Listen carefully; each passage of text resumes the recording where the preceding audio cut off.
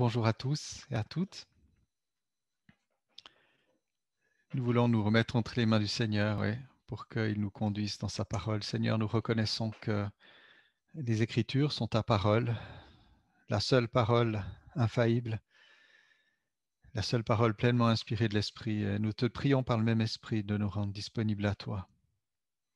Merci Seigneur de nous accompagner maintenant. Amen.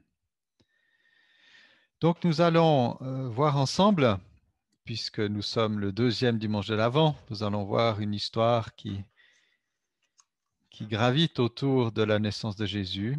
Alors, je vais afficher le texte dans le PowerPoint. Vous le voyez bien? Parfait.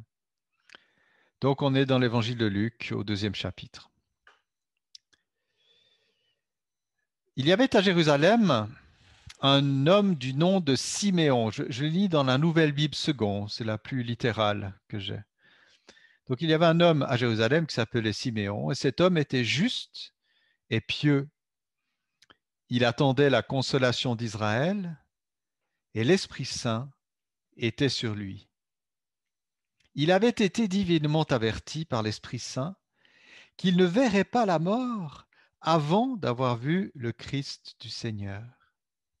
Il vint au temple, poussé par l'Esprit, et comme les parents apportaient l'enfant Jésus pour accomplir à son égard ce qui était un usage d'après la loi, il le prit dans ses bras, bénit Dieu et dit: Maintenant, Maître, tu laisses ton esclave s'en aller en paix selon ta parole, car mes yeux ont vu ton salut, celui que tu as préparé devant tous les peuples, lumière pour la révélation aux nations et gloire de ton peuple Israël.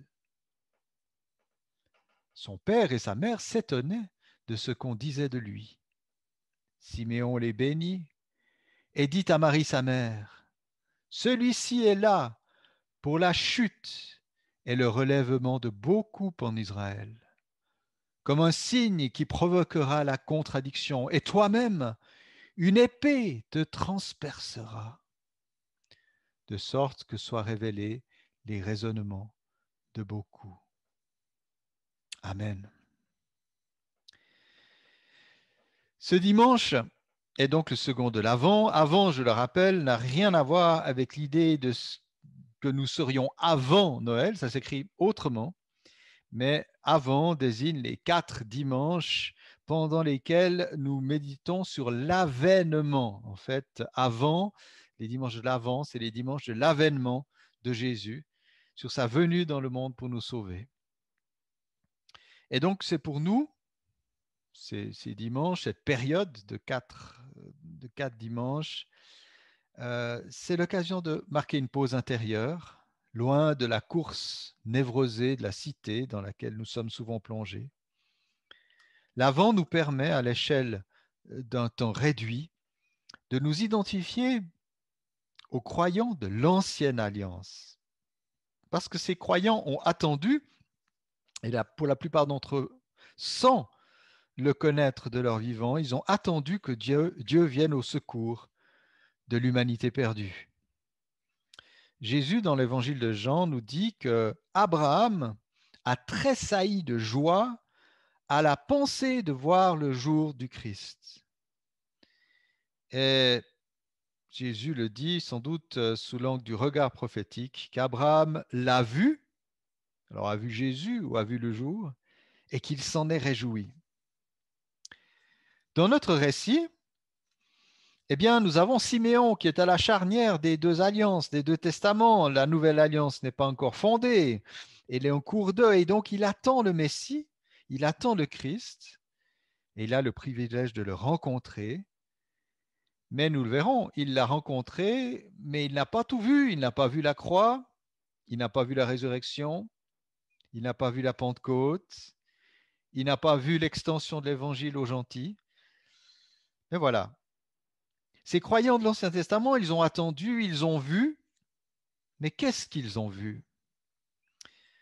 La lettre aux Hébreux le dit dans son chapitre 11 qui parle de tous ces héros de la foi. Et de ces héros de l'Ancien Testament, l'Épître aux Hébreux dit: ils sont morts sans avoir obtenu les choses promises. mais ils les ont vus et salués de loin. Donc il y a une tension entre la joie de voir et puis dans leur vécu un aspect inachevé. Et sous un certain angle, c'est aussi le cas pour les chrétiens. En tant qu'enfant de Dieu, j'attends l'accomplissement des promesses divines, j'en vis certains aboutissements, mais je ne vois encore qu'en partie, confusément, comme avec un reflet approximatif, en attendant que tout soit parfaitement accompli. Je, je fais allusion aux paroles de l'apôtre Paul dans la première aux Corinthiens, au chapitre 13. Il dit voilà, aujourd'hui, nous croyons, chrétiens même, nous voyons comme dans un miroir, et puis à l'époque, les miroirs étaient très approximatifs, c'était des miroirs en bronze. Donc mon cœur, si je veux être concret, mon cœur n'est pas encore libéré de la présence du péché, et mon corps est encore sujet à la mort et à la maladie. On pourrait se sentir frustré de ce côté inachevé. Certains chrétiens aujourd'hui ont un tel besoin de plénitude qu'ils deviennent des gloutons, des boulimiques spirituels. Ils dévorent réunions, expériences, pratiques religieuses. Ils, euh, ils lisent des tonnes de livres, écoutent des tonnes de messages sur YouTube et autres. Mais malheureusement, souvent, cette boulimie, comme dans toutes les pathologies, est suivie par un vomissement et un sentiment d'insatisfaction, une sorte de course folle comme ça, où on essaye de remplir sa vie et, et parce qu'on ne supporte pas l'inachevé du présent. Mais ce qu'il y a d'extraordinaire avec Siméon, et nous allons essayer de le voir comme un modèle pour nous, c'est que Siméon, lui, il est très paisible. C'est un homme dont on ne voit pas dans ce qu'il exprime une espèce ouais, de tension, de névrose, comme on peut le trouver chez certaines personnes qui courent après la plénitude sans jamais l'obtenir. Alors lui, il est dans une position beaucoup plus, je dirais, stable intérieurement. Il vit une tension entre ce qu'il attend et ce qu'il vit, mais sa relation à Dieu est heureuse. Sa spiritualité est bénéfique pour lui. Et tout son cheminement, dont nous voyons ici l'aboutissement, l'amène à la maturité, un vrai repos intérieur. Alors, je propose qu'on suive Siméon et nous essayons d'imiter. Il y a beaucoup de choses qu'on pourrait dire sur ce texte. Je n'ai pas été décortiquer tous les éléments de sa prophétie, etc. Mais j'évoque ce qui est dit de sa vie, de son attitude, pour montrer peut-être comment nous pouvons cheminer. Et il y aura deux grands pans, deux grands aspects de la vie de Siméon. C'est le temps de la préparation et puis après le temps de l'expérience qu'il vit. Ce qu'il faut savoir, c'est que le bonheur de Siméon n'est pas tombé de nulle part, c'est pas tombé tout cuit dans la bouche. Et cette rencontre qu'il fait avec Jésus, enfant, bébé, a été euh, favorisée, préparée par l'entretien volontaire et régulier de certaines vertus et par une vraie disponibilité au Saint-Esprit. Luc, avec sa précision d'excellent historien, c'est un des meilleurs historiens de l'Antiquité, nous brosse donc un admirable portrait de cet homme qui était à Jérusalem. Premier aspect chez Simeon, c'est la constance. Il est dit qu'il était un homme juste. Alors attention, quand on dit ça de quelqu'un dans la Bible, ça ne veut pas dire que Siméon n'avait pas besoin que Jésus meure pour ses péchés. C'est pas dire que Siméon était parfait, qu'il n'avait pas besoin du salut.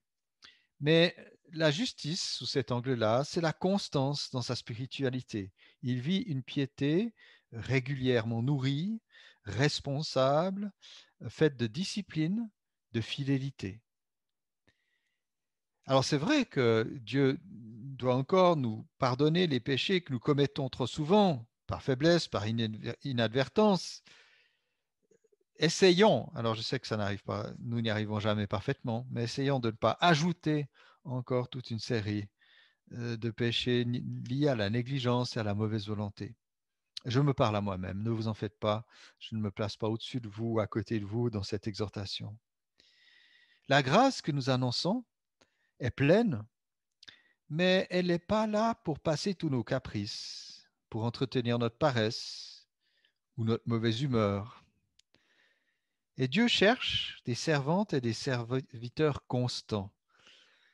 Alors manifestons la même justice que Siméon, c'est-à-dire une spiritualité marquée par la régularité et la fiabilité. Voilà. Deuxième aspect, c'est la révérence. Ah, pardon, c'est vrai que en plus j'ai des slides avec tout ça. Voilà. La révérence. Il est dit que Siméon était pieux. Et l'idée du terme originel, c'est celle d'un grand respect. On pourrait parler de crainte de Dieu, mais pas dans un sens de peur, de trouille, mais un vrai respect. Siméon n'était pas un crapaud de bénitier, coincé dans la pelure gluante et froide de la religion, mais il vivait sous le regard de Dieu. Tout ce qu'il faisait, il le faisait sous le regard de Dieu. Et sa liberté intérieure n'était pas un prétexte chez lui pour vivre de manière anarchique et désordonnée. Il vivait sous le regard de Dieu. C'est ça la piété. Alors, est-ce que nous manifestons la même révérence face au roi, au Seigneur de notre vie? Est-ce que nous accueillons dans notre existence les bonnes habitudes que sont la prière régulière, la lecture de la Bible, la célébration du Seigneur, comme des moyens de grâce?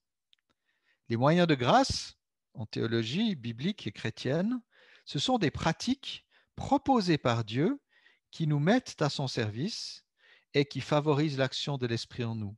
Parmi ces moyens de grâce, tout à l'heure, nous allons célébrer le repas du Seigneur aussi, qui est un moyen de nous mettre à disposition de Dieu pour que son Saint-Esprit agisse en nous. Ensuite, il y a l'espérance, parce que Siméon attend la consolation d'Israël. Sa constance spirituelle, sa révérence pourraient paraître n'être qu'une routine s'il n'était pas animé par cette espérance envers l'avenir. L'idée que Dieu va intervenir en faveur de son peuple, Israël. Siméon n'est pas enfermé d'une espèce de cycle comme ça, mécanique, spirituel. Non, il attend. Et ça, c'est vraiment la vision du monde biblique, la vision d'histoire. Nous allons d'un commencement vers une fin. Nous avançons dans l'histoire. Ce n'est pas juste le jour sans fin. Vous savez, ce film, ce jour qui se répète de manière désespérante.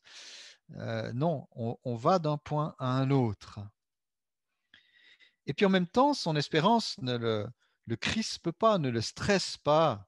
Il espère paisiblement que le Seigneur va accomplir son plan pour Israël. Et nous, eh bien nous avons été précédés de plus d'accomplissements que Siméon. Parce que avant nous, Jésus est mort pour nos péchés. Il est ressuscité, il est à la droite de Dieu. Le Saint-Esprit a été déversé avec abondance sur la communauté chrétienne. Et l'évangile est largement ouvert aux non-juifs. Tout ça, c'est arrivé avant nous. Ça n'arrivera qu'après Siméon. Mais en même temps, malgré tous ces accomplissements formidables et décisifs dans l'histoire du salut, nous attendons encore ce qu'on appelle la consommation de toutes choses, le retour de Jésus, la résurrection corporelle, notre résurrection corporelle, le jugement définitif du mal, la nouvelle création et la communion éternelle avec Dieu par laquelle nous serons toujours avec le Seigneur. Nous serons toujours avec le Seigneur étant le résumé le plus simple de notre espérance. Jésus est avec nous tous les jours, mais nous ne sommes pas toujours avec lui dans notre tête, dans notre être, mais un jour nous serons toujours avec lui. Rappelons-nous l'évangile aux quatre angles, qui résume les accents de la spiritualité de nos églises évangéliques de réveil dès leur commencement, dès leur naissance. Les quatre angles sont Jésus sauve, Jésus guérit, Jésus baptise de l'Esprit Saint et Jésus revient. Et ce dernier article de foi, Jésus revient, doit toujours nous animer. C'est un article d'espérance. Ça doit toujours nous garder sainement en tension dans un monde qui passe, qui dépérit, qui se détraque, pour nous amener à veiller et à prier en attendant que vienne notre Seigneur établir son règne sur l'humanité. Siméon espérait la première venue du Messie, nous espérons la seconde.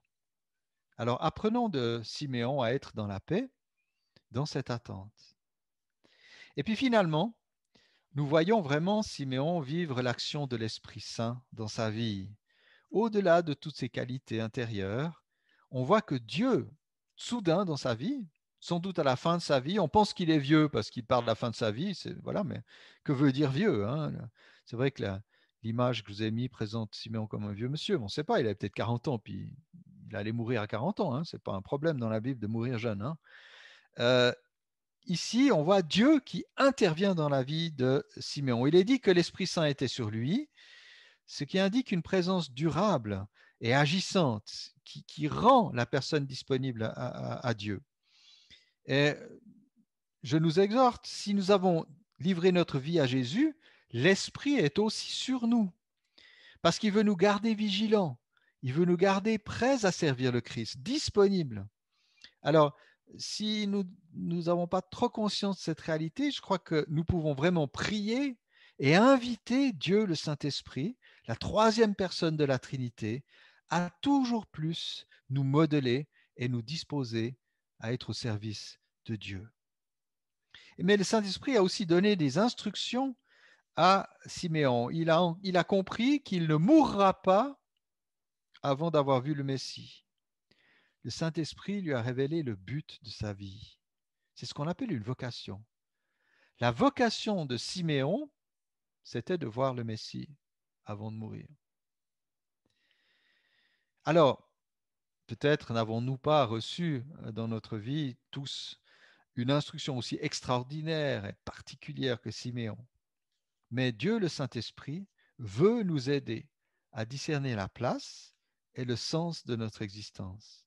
Il veut nous guider dans nos choix, que ce soit pour notre formation, notre profession, dans notre relation aux autres, dans l'expression des talents et dons que nous avons. Et nous avons tous au moins un don. Alors parfois, nous avons l'impression que nous ne servons à rien, que nous n'avons pas de don.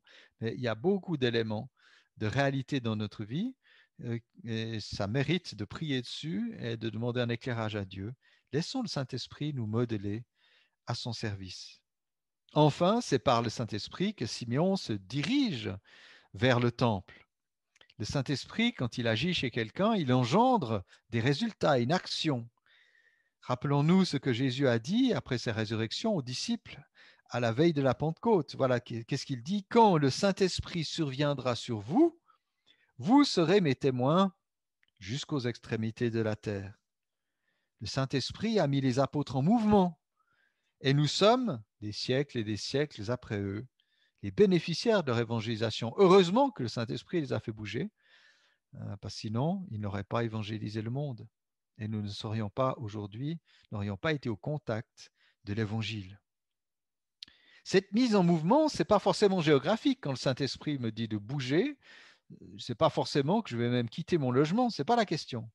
Mais l'Esprit peut nous conduire dans telle prière, dans tel acte bienveillant, dans telle parole encourageante, tout près de chez nous, ou même au sein de notre foyer. Est-ce que nous sommes mobilisables pour le Saint-Esprit? Toute cette préparation de Siméon l'a amené à une expérience, et ça va être le second point. Et n'ayez crainte, il n'y en aura pas de troisième, donc ce sont des points conséquents de mon message. C'est son expérience. En rencontrant la famille sainte, Siméon rencontre sa propre destinée. Le but de sa vie se réalise et il en reçoit un réel sentiment de plénitude et d'accomplissement. Voyez, il est arrivé. Et c'est ce qu'on peut noter. D'abord, un sentiment de libération. Il dit, tu laisses en paix ton esclave, ô maître. Siméon se nomme esclave, le terme grec peut-être connaissez parce qu'il y avait un bateau d'opération mobilisation qui s'appelle comme ça, doulos, c'est vraiment le terme qui désigne esclave. Et étrangement, Dieu est appelé maître, et en grec, le terme c'est despotes, qui a donné en français le terme despote, qui n'a pas très bonne presse en français, mais ça désigne quand même un maître, on va dire, un maître absolu. Alors, pas dans le sens aussi négatif dans le grec originel. Mais il ne dit pas juste maître comme ça, c'est vraiment esclave et maître. C'est comme si il est, on va dire, asservi au but que Dieu lui a inspiré. Le Seigneur l'a appelé, lui a dit, il a un sens de sa vie. Et voilà, comme esclave du maître, le voilà qu'il est libéré, qu'il est mis en paix. L'objectif est atteint. Et il se trouve vraiment heureux et donne un réel sentiment d'accomplissement. Il y avait avant, on va dire, une réelle tension quand on vieillit ou on grandit, puis qu'on sait que le but de sa vie, c'est de voir le Messie et qu'on ne le voit pas.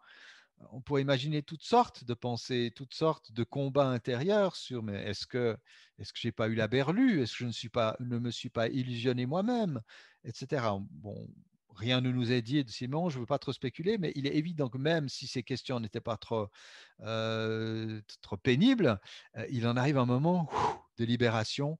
Ah, enfin, il a atteint son but.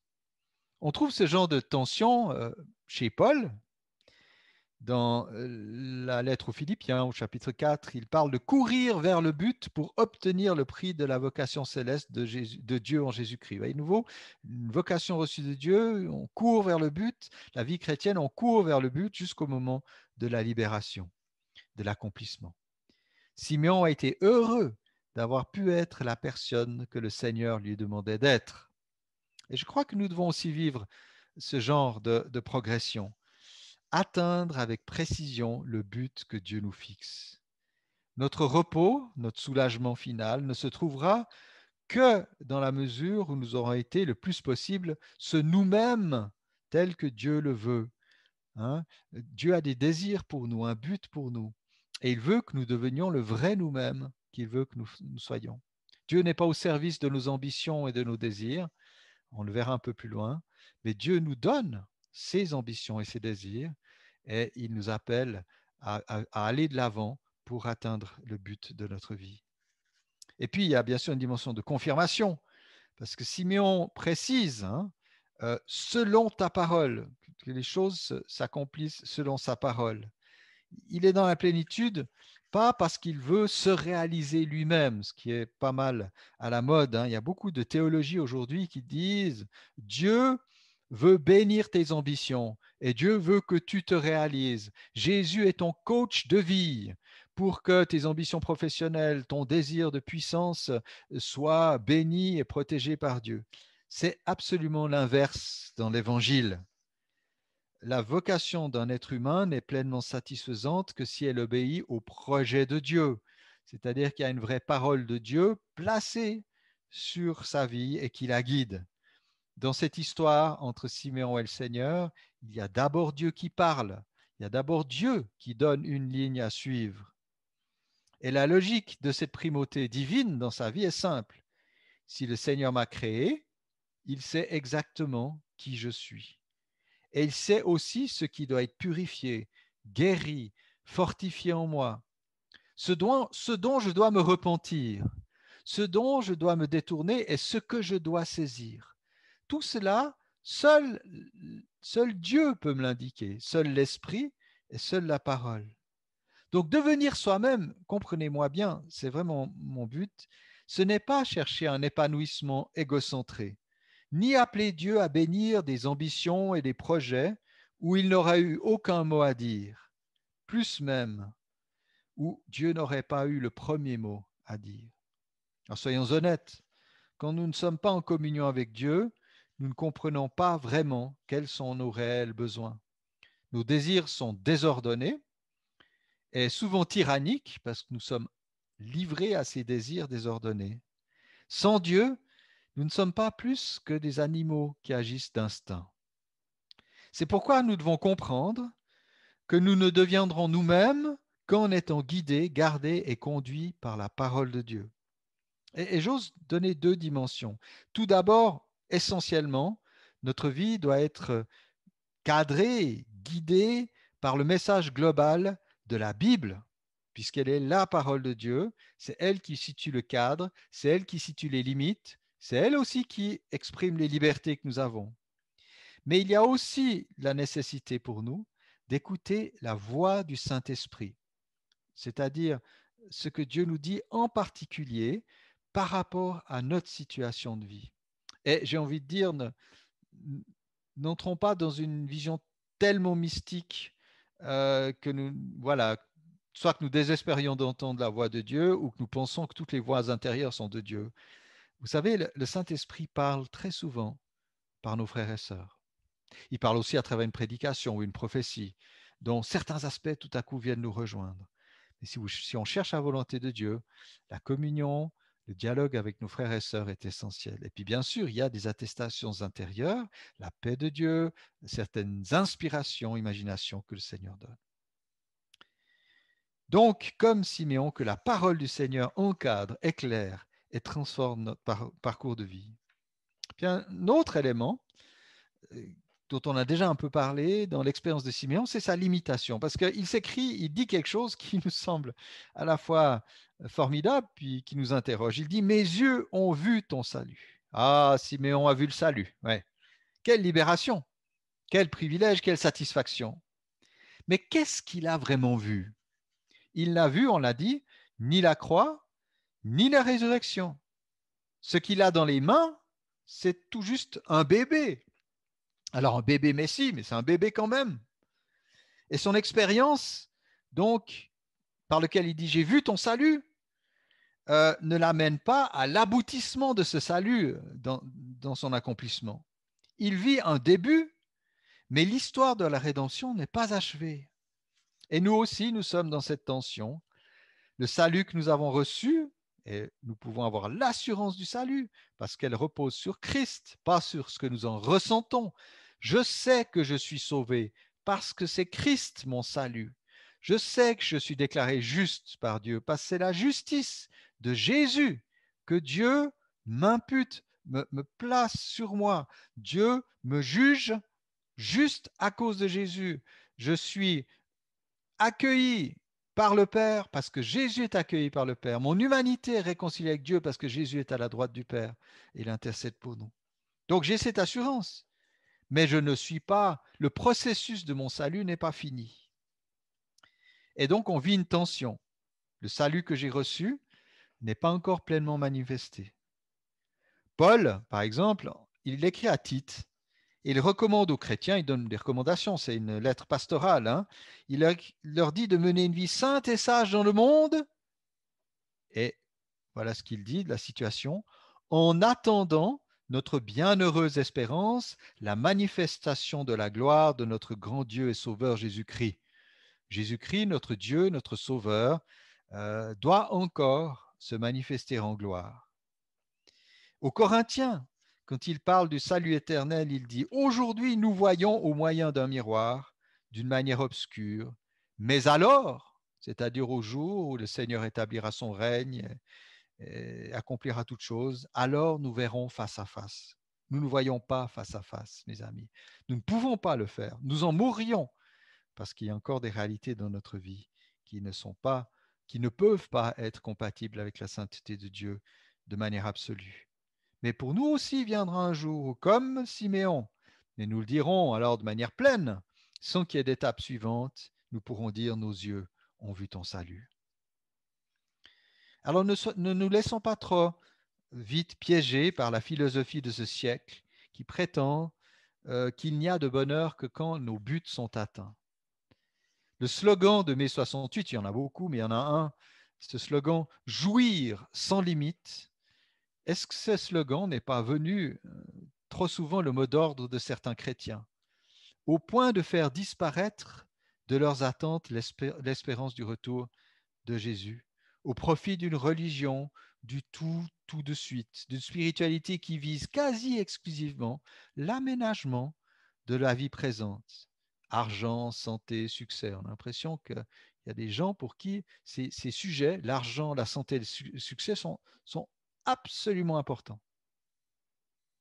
Alors que je pense qu'ils ont une valeur très seconde face à la véritable espérance que nous avons en Christ.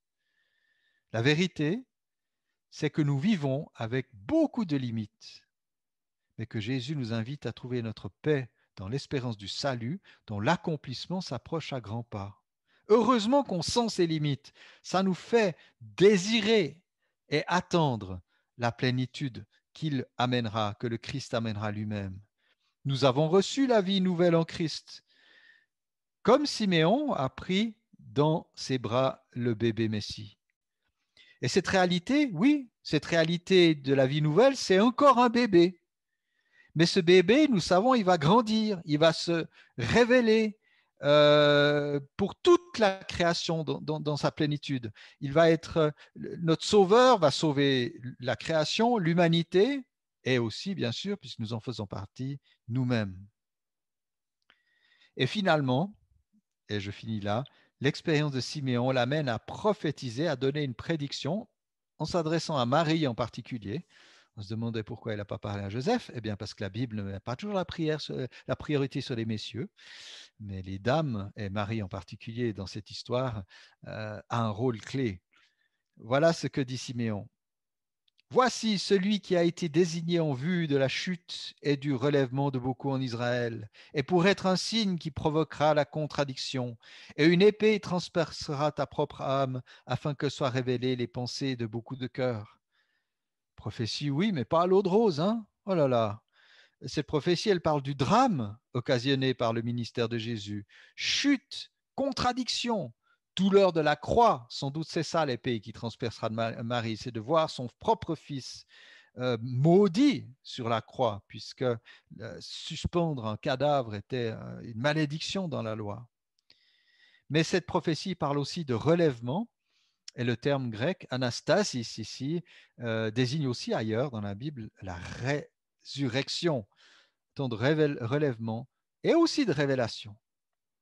La venue de Jésus, lumière du monde, a bien sûr révélé en même temps les ténèbres qui imprègnent la création.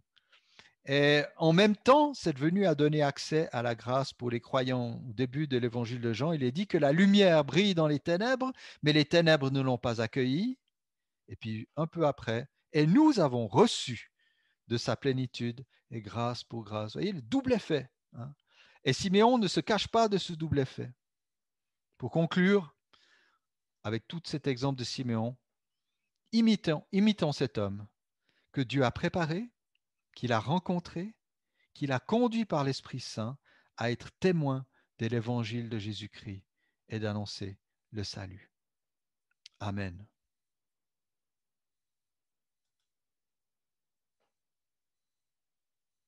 Prions un moment.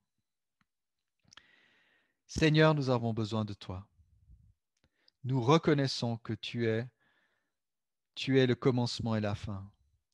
Et nous nous réjouissons de ce que tu as accompli dans notre vie, tout en attendant avec un désir profond la consommation de toutes choses.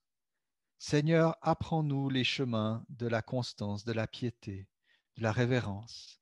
Apprends-nous à dépendre de l'œuvre de ton esprit qui nous modèle, nous guide et nous conduit. Donne-nous, Seigneur, d'être comme Siméon, de ceux qui vont, poussés par l'esprit, et qui atteignent les buts de leur vocation profonde, tels que tu nous les révèles. Et puis, nous te prions que tu fasses de nous, en ce temps de l'Avent, des porte-paroles de l'Évangile. Tu vois, Seigneur, que peut-être nous avons moins de relations, de contacts sociaux, mais il y a d'autres moyens, que ce soit par Internet, que ce soit dans les cercles plus étroits. Donne-nous d'être des témoins, que ce soit en parole ou en acte, que ce soit dans notre attitude et dans nos silences. Seigneur, nous voulons nous voulons être à ton service. Nous nous livrons à toi.